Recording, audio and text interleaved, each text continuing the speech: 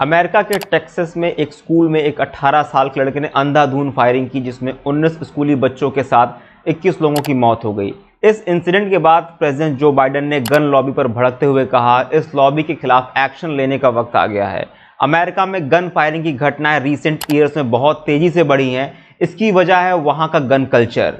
America में gun खरीदना दुनिया में सबसे आसान और दुनिया में सबसे ज़्यादा सिविल गन्स अमेरिका में ही हैं। अमेरिका में गन कल्चर का इतिहास करीब 230 साल पुराना है।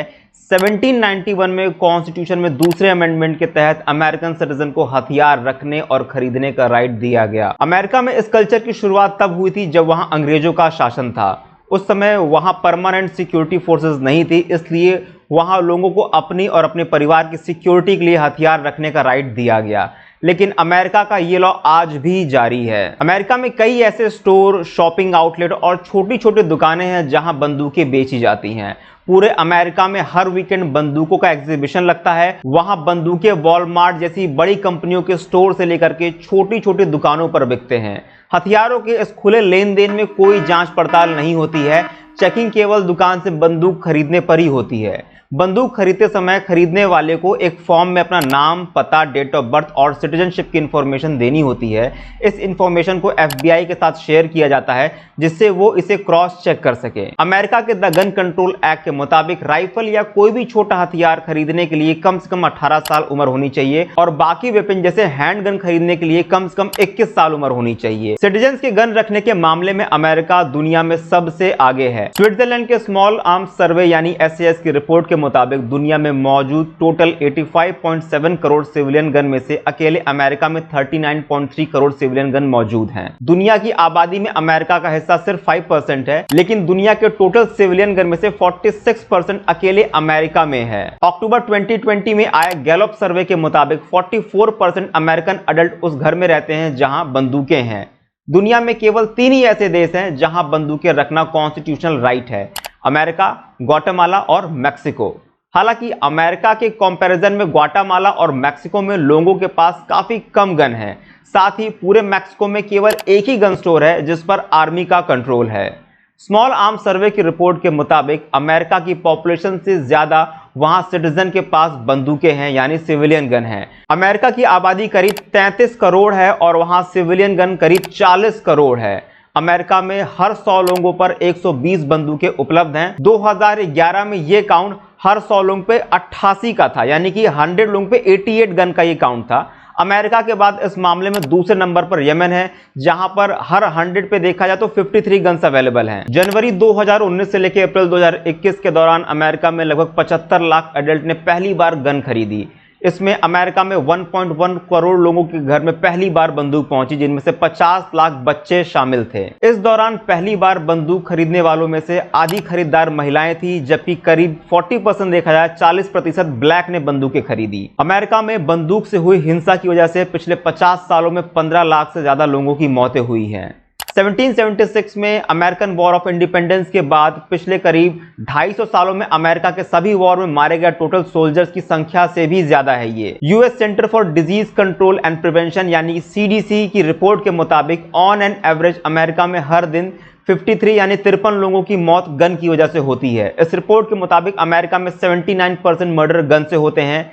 CNN की रिपोर्ट के मुताबिक अमेरिका गन की वजह से होने वाले लोगों की हत्याओं के मामले में दुनिया में सबसे आगे है। गन कल्चर की वजह से अमेरिका में न केवल लोगों की हत्याओं के मामले बढ़े हैं, बल्कि इससे सुसाइड के भी केस बढ़े हैं।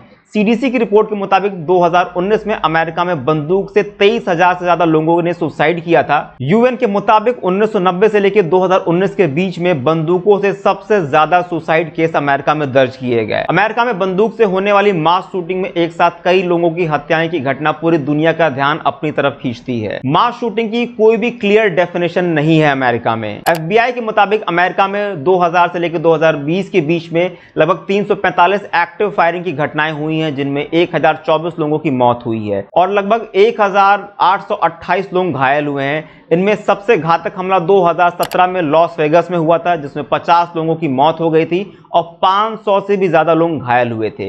एजुकेशन वीक की रिपोर्ट के मुताबिक 2018 से अमेरिका में स्कूलों में 119 फायरिंग की घटनाएं हो चुकी हैं। अकेले 2022 में ही वहां स्कूल में लगभग ऐसी फायरिंग की 27 घटनाएं हो चुकी हैं, जिसमें 140 की मौत हुई है।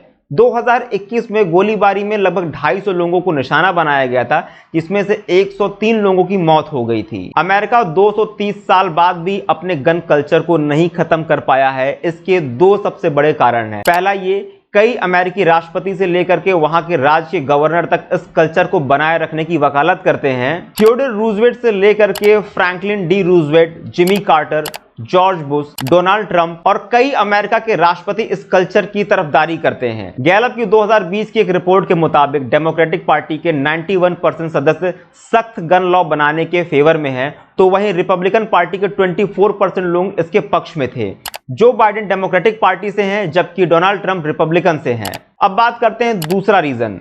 तो दूसरा रीजन यहां पर यह है कि गन बनाने वाली कंपनी यानी गन लॉबी इस कल्चर को बनाए रखने का सबसे बड़ा कारण है। 2019 की एक रिपोर्ट के मुताबिक अमेरिका में लगभग 63,000 यानी कि 63,000 लाइसेंस गन डीलर थे, जिन्होंने उस साल अमेरिकन सिटीजन को 83,000 करोड़ रुपए की बंदूकें बेची थी।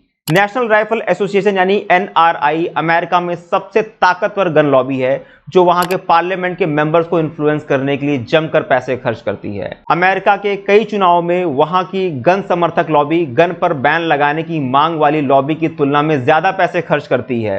2020 में गन समर्थक लॉबी ने करीब $3.2 करोड़ खर्च किए थे, जबकि गन का विरोध करने वाली लॉबी ने सिर्फ $2.2 करोड़ ही खर्च किए। कई अमेरिकी राज्य भी बंदूक से जुड़े रेस्ट्रिक्शन को हटाते रहते हैं। जून 2021 में टेक्सास ने एक बिल पारित करते हुए अपने नागरिकों को बिना लाइसेंस और बिना ट्रेनिंग के हैंडगन रखने की परमिशन दे दी थी। वहीं अप्रैल 2021 में एक और अमेरिका का राज्य है जॉर्जिया। जॉर्जिया ने बिना परमिट और बिना लाइसेंस के ही नागरिकों को हथियार रखने की परमिशन दे दी थी। पीयू रिसर्च सेंटर के अप्रैल 2021 के सर्वे में करीब आधे अमेरिकी लोगों ने गन वॉयलेंस यानी बंदूक से हिंसा को देश के लिए एक बड़ी समस्या माना है। उम्मीद करता हूं आपको ये वीडियो इन्फॉर्मेटिव लगा होगा। ऐसे और भी वीडियोस देखने के लिए आप इस चैनल को सब्सक्राइब कर सकते हैं। मिलते हैं हम लोग अपने अगले वीडियो में। बहुत बहुत धन्यवाद।